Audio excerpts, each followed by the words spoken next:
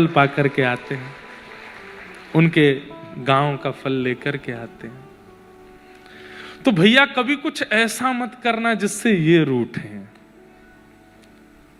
कुछ भी ऐसा मत करना जिससे ये, और इसमें सबसे बड़ी बात है वैष्णव अपराध। ठाकुर जी रूठ गए हैं, इसका प्रमाण क्या है? ठाकुर जी रूठ गए हैं, इसका प्रमाण क्या है? कथा में अरुचि, कथा चल रही है और आपका मन नहीं लग रहा, आपको अरुचि हो रही है, उबासी आ रही है, मन कब वो पूरी जाए हम यहां से, मन नहीं लग रहा है। ये कथा के प्रति अरुचि, धाम के प्रति अरुचि, नाम के प्रति अरुचि, ये सब, और प्रसाद के प्रति अरुचि। आपके सामने प्रसाद रख दिया ठाकुर जी का, श्रीनाथ जी का प्रसाद, द्वारिकाधीश का प्रसाद, और आप पाते पाते इसमें तो नमक नहीं है, इसमें नींबू नहीं है, इसमें ये नहीं है। प्रसाद के प्रति अरुचि, कथा के प्रति अरुचि, ये सारी भगवत संबंधी वस्तुओं के प्रति जो आपकी अरुचि बनती है, इस बात का प्रमाण है कि ठाकुर जी आपसे नाराज है, ठाकुर जी आपसे प्रसन्न नहीं है, आपकी जीव नहीं कर रही है वो। अरे भैया प्रसाद पाने वाले कैसे होते हैं पता है? पुजारी जी ने प्रसाद दिया, अगर गिर गया नीचे जमीन पर तो उठा के पा लेते हैं, उसमें भी उनको अरुचि नहीं होती। ऐसे होते हैं प्रसाद पाने वाले। कथा सुनने वाले आप लोगों का ही प्रमाण है, 4 बजे से लाइन लगा के बैठे हो, 3 बजे से लाइन लगा के बैठे हो, ये रुचि बता रही है कि ठाकुर जी आपसे नाराज नहीं है, प्रसन्न है।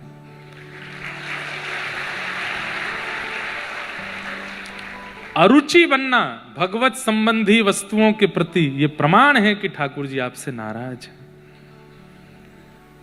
कभी आप ठाकुर जी का प्रसाद पाओ और अचानक से लगे ओहो इसमें तो स्वाद नहीं आ रहा, वो वाली सब्जी दे दो हमको, तो ये मत सोचना स्वाद नहीं आया, ये सोचना ठाकुर जी नाराज है, कोई अपराध हमसे बना है। कथा में बैठे बैठे ये लगने लगे ये व्यास जी कुछ नहीं जानते, वो व्यास जी बढ़िया हैं, ये व्यास जी तो ऐसे हैं, वो व्यास जी बढ़िया हैं। किसी की भी कथा में अरुचि होने लग जाए, समझो ठाकुर जी नाराज हैं आपसे। वो बात अलग है, कोई व्यासपीठ से कुछ भी बोले तो अलग बात है, पर सैद्धांतिक ठाकुर जी की लीला कथा सुनावे, उसके प्रति भी अरुचि बन जावे, तो समझो ठाकुर जी नाराज है।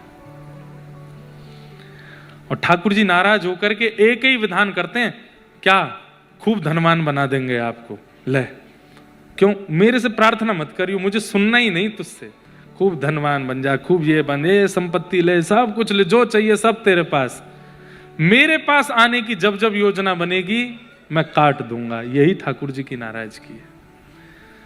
इसलिए भैया कभी वो मत करो कि ठाकुर जी से मिलने ठाकुर जी आपसे नाराज हो। ब्रह्मा जी ने एक अध्याय में स्तुति गाई है भगवान की, लेकिन ठाकुर जी ने ब्रह्मा जी को क्षमा नहीं किया, और ठाकुर जी मौन होकर के वहां से चले गए। ब्रह्मा जी बोले इससे बढ़िया तो मेरे प्राण ले लो नाथ, आप मौन मत हो। ठाकुर जी बोले मौन ही दंड है, तुझसे बात नहीं करूंगा। आपने मेरे ब्रजवासियों को कष्ट दिया तेने, हैं मेरे ग्वाल बालों का हरण किया तेने। ठाकुर जी निकल गए, लौट करके सब ग्वाल बालों को लेकर के ठाकुर जी पुनः पृथ्वी पर पधारे। आगे ठाकुर जी की मधुर मधुर लीलाएं हुई, जिसमें एक बहुत सुंदर लीला ठाकुर जी की कालिया मर्दन लीला हुई, सबने सुनी है। तत्पश्चात भगवान के ब्रज में 2 बार आग लगी, दोनों बार ठाकुर जी पी गए। फिर वेणु गीत की कथा आती है, गोपियों के द्वारा गाया गया सबसे पहला गीत है भागवत में वेणु गीत। बहुत सुंदर है, इतना सुंदर है कि इस पर स्वच्छंद प्रवचन होना चाहिए। जिन लोगों को ठाकुर जी के श्रृंगार रस और प्रेम रस की बड़ी इच्छा रहती है, वैसे तो मैं कर चुका हूं एक बार, जयपुर में अकिंचन कथा हुई थी, आप लोग सुन सकते हो, सुबह 4 बजे से होती थी, उसमें हमने वेणु गीत पर प्रवचन किया था, एक बार उसको जरूर सुनिएगा। इसका मूल रूप ऐसा है कि गोपी ठाकुर जी गैया चराने के लिए वन में जाते हैं, और वन में जाके जैसे ही वेणु बजाते हैं तो गोपियों के कानों में जैसे ही वो वेणु की ध्वनि पड़ती है, नेत्रबंद होते ही किलोमीटरों दूर ठाकुर जी क्या कर रहे हैं उन गोपियों को घर में बैठे दिखने लगता है। ये वेणु गीत है। एक तरंग में गोपी बता रही है ठाकुर जी तो ऐसे, अब इसमें मेरा मन तो है कि बोल दूं, हाँ आप तो चाहते ही हो, गोप्यः किमाचरदयं कुशलं स्म वेणु दामोदराधर सुधामपि गोपिकानां भुङ्क्ते स्वयं यद विशिष्ट रसं हि दिन्यो यस्यत्वचो श्रुमुमुचुस्तवनो यथार्या। बंधुओं, गोपियां कह रही हैं, अरे गोपी देख तो ये वंशी कितनी भाग्यशाली है। बोले क्यों? ठाकुर जी के अधर पर सोती है। जिन अधरों की कामना हम करती हैं उस अधर पर ये वंशी लेट जाती है। और तो और देख, ठाकुर जी इसके अपने कोमल उंगलियों से इसके सुंदर छिद्रों को आच्छादित करते हैं, अपने नासिका के मोती से इस पर छत्र रखते हैं, अपनी पलकों को खोल के बंद करके मानो इस पर पंखा चलते हैं। तब दूसरी गोपी कहती है, अरे वाह, वेणु ने तपस्या भी तो बहुत करी, बांस बन के खड़ी रही, धूप ताप सब सहती रही, एक ने आकर के बीच से काट दिया तो उस कटाक्ष को भी सहती रही, छील दिया तब भी सहती रही। को मानो एक गोपी कह रही है, ठाकुर जी को अति सामीप्य पाने के लिए या संसार को सहनो पड़े। और वेणु इस बात का प्रतीक है कि जो सहता है वही ठाकुर जी के अधर को प्राप्त करता है। हम गोपिन ने कहां सहयो है? कछु भी तो नहीं। हम वह वेणु की तुलना कैसे कर सकें? अरे वो कितनी सह करके आई है, वाको विचार तो करो। आहा, अरे देखो तो ये वेणु के स्वर कैसे हैं। बोले क्यों? ये वेणु के स्वर पढ़ते ही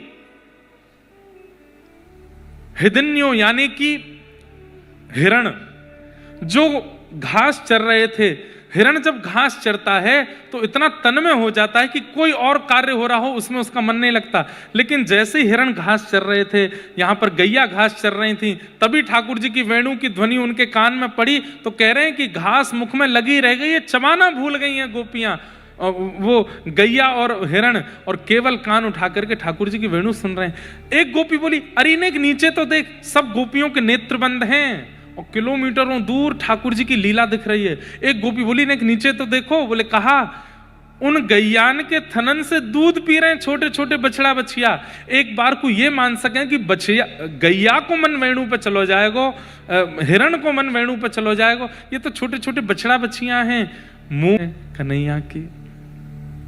एक गोपी बोली, अरे देखो तो, जैसे ही इन्होंने चरण रखे हैं गिरिराज जी के ऊपर, ये गिरिराज जी पर दिखने वाले जितने भी वृक्षवल्लरी पेड़ पौधे हैं ये वृक्षवल्लरी नहीं है तो क्या है? श्री राम कृष्ण चरण स्पर्श प्रमोदः। जैसे ही राम कृष्ण यानी बलराम और कृष्ण ने अपने चरण रखे हैं तो गिरिराज रूपी किशोरी जी के हृदय के रोंगटे खड़े हो गए हैं, वही हमें वृक्षवल्लरी के रूप में दिखाई दे रहे हैं।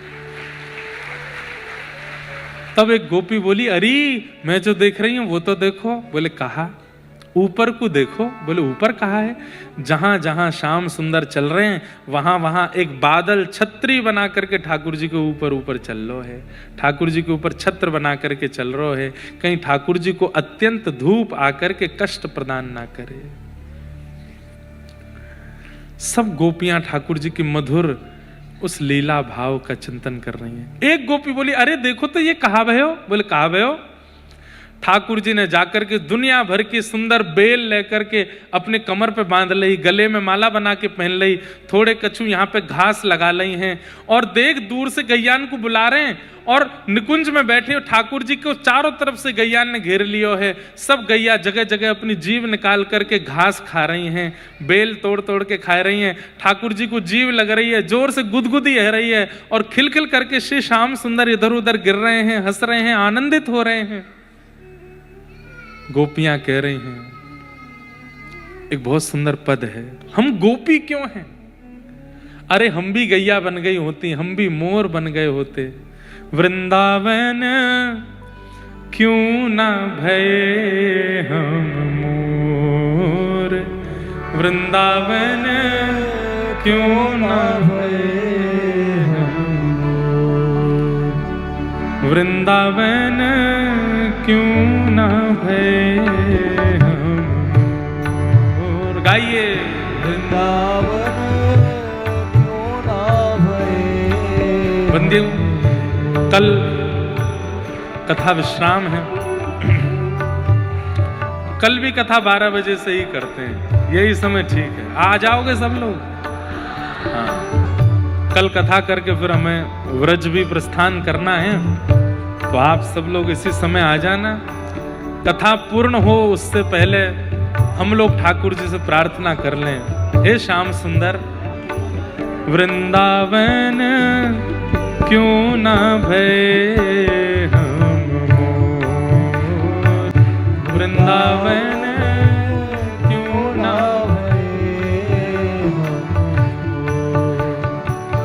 करत निवास गोवर्धन ऊपर, करत निवास गोवर्धन ऊपर, करत निवास गोवर्धन ऊपर, करत निवास गोवर्धन ऊपर, हे निरखत नंद किशोर, निरखत नंद किशोर, हे वृंदावन क्यों ना भय हम मोर, वृंदावन क्यों ना भय। अगर हम वृंदावन के मोर होते बंधुओं, मानव बनकर के तो देख लिया हमने, इस जीवन में तो अब अंतिम श्वास तक गुणगान गा करके आनंदित हो जाएंगे। ठाकुर जी से प्रार्थना करेंगे अगले जन्म में मानव नहीं बनाना, अगले जन्म में वृंदावन को बंदर बनाए दियो, वृंदावन को मोर बनाए दियो। खूब बढ़िया प्रेम से महाराज लूट लूट के खाए करेंगे, गिरिराज जी पर रहे करेंगे, ठाकुर जी को दर्शन करे करेंगे, संसार से बिल्कुल आनंदित होकर के खूब सुख लिया करेंगे। क्यों ना भय वंशी कुल सजनी, क्यों ना भय वंशी कुल सजनी, क्यों ना भय वंशी कुल सजनी, क्यों ना भय वंशी कुल सजनी। क्या करते वंशी बन के? अधर पिबत घन घोर, अधर पिबत घन घोर, वृंदावन क्यों ना भय हम मोर, वृंदावन क्यों ना ओ वृंदावन क्यों ना भय हम मोर, वृंदावन क्यों ना भय। और क्यों ना भय गुंजावन बेली, क्यों ना भय गुंजावन बेली। गुंजा समझ रहे हैं? पुष्पों के झुंड गुंज और वो बेल जो ऐसे लहराती रहती हैं वनों की। हे श्याम सुंदर हम ये क्यों नहीं बने? क्यों ना भय गुंजावन बेली, क्यों ना भय गुंजावन बेली। रहत श्याम जू की ओर, रहत श्याम जी की ओर। अरे कुंज निकुंजन में जब विहरण करते श्याम सुंदर, तो कभी हमारे नीचे बैठते, कभी हमसे टेक लगाते, कभी हमसे कमर लगाते। अरे ठाकुर जी कुंज निकुंजों में ही रहते हैं, ठाकुर जी महलों में नहीं रहते वृंदावन में। हमें दर्शन दे रहे हैं मंदिर में, पर वास्तव में ठाकुर जी मंदिर से बाहर घूम रहे हैं निकुंजों में। हाँ हाँ। क्यों ना भय मकराकृत कुंडल, क्यों ना भय मकराकृत कुंडल, हे क्यों ना भय मकराकृत कुंडल, क्यों ना भय मकराकृत कुंडल, हे श्याम श्रवण झकझोर,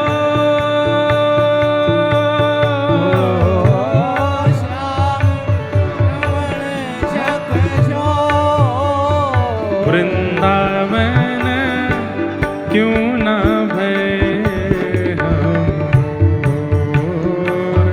वृंदावन क्यों ना परमानंद दास को ठाकुर, परमानंद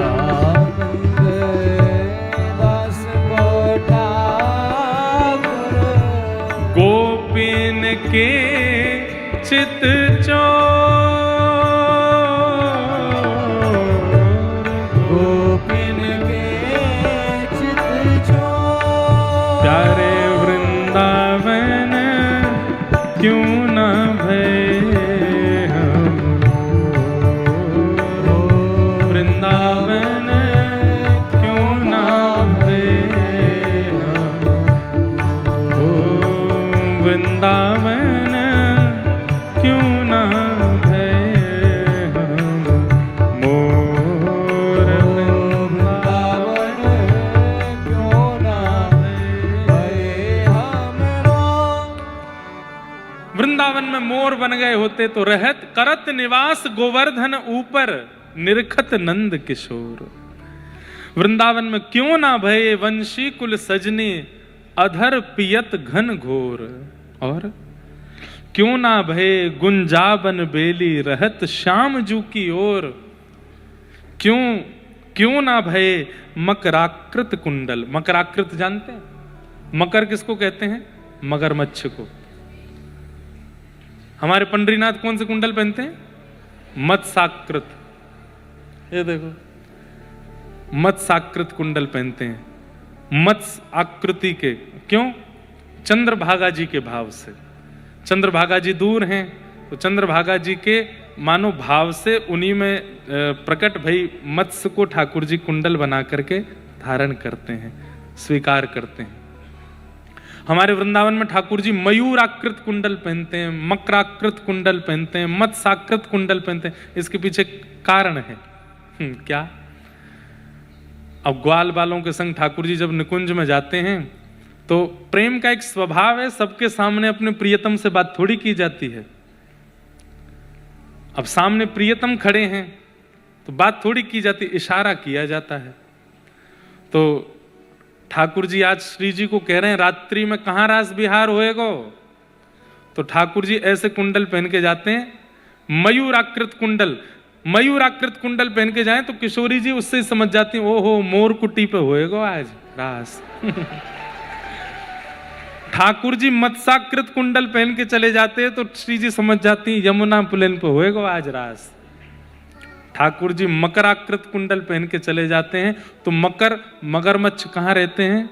नदियों में रहते हैं या फिर सरोवर में रहते हैं, स्थिर जल में रहते हैं। तो किशोरी जी को मानो संकेत कर रहे हैं स्थिर जल, जहां पे कमल उखे होंगे, जहां पर नेक मकर जैसे होंगे। मकर तो नहीं होंगे पर मकर से मानो स्थिर जल का संकेत कर रहे हैं ठाकुर जी, वहां करेंगे आज रास। बड़ी बड़ी भावना है भैया हमारे ब्रज की। सब भाव किशोरी जी, कभी कभी किशोरी जी के श्रृंगार से ठाकुर जी को पता चलता है कि आज रास बिहार कहाँ होना है। बोले कैसे? किशोरी जी के जो पत्रावली का श्रृंगार है उसमें ठाकुर जी बिंदी गिनते हैं कितनी है, 8 बिंदी यहाँ 8 बिंदी यहाँ। तो मानो किशोरी जी कह रही हैं अष्ट सखी हमारी 8 सखा तुम्हारे, तब होएगा रास। और कोई बिंदी नहीं है, केवल एक बिंदी यहाँ धरी है। तो किशोरी जी मानो संकेत कर रही हैं अकेले आई हो आज कोई मत लेके आई हो। ठाकुर जी के, किशोरी जी के जो वस्त्र होते हैं, उन वस्त्रों के आभूषण ठाकुर जी बड़े गौर से देखते हैं और उससे संकेत लगाते हैं कि आज कौन से वन की किशोरी जी आज्ञा कर रही हैं, वहां रास होएगा। भैया वृंदावन जाकर के ठाकुर जी के रास को पढ़ा कर, ठाकुर जी के श्रृंगार को पढ़ा करो। क्या संकेत कर रहे हैं ठाकुर जी? आज ठाकुर जी ने काले कलर की कछु नीचे धारण कर रखी है, वहां पे आभूषण कैसे वर्ण के हैं, ऊपर मुकुट, किसका संकेत कर रहे हैं ठाकुर जी? संकेत के बिना ठाकुर जी का श्रृंगार होता ही नहीं है। हम दावे से कह सकते हैं इस बात को, बस संकेत समझने वाला हो कोई। ठाकुर जी संकेत करते हैं, और अगर आपने संकेत समझ लिया तो निश्चित है कि कुछ अनुभव ठाकुर जी का आपको हो जाएगा। संकेत करते हैं ठाकुर जी।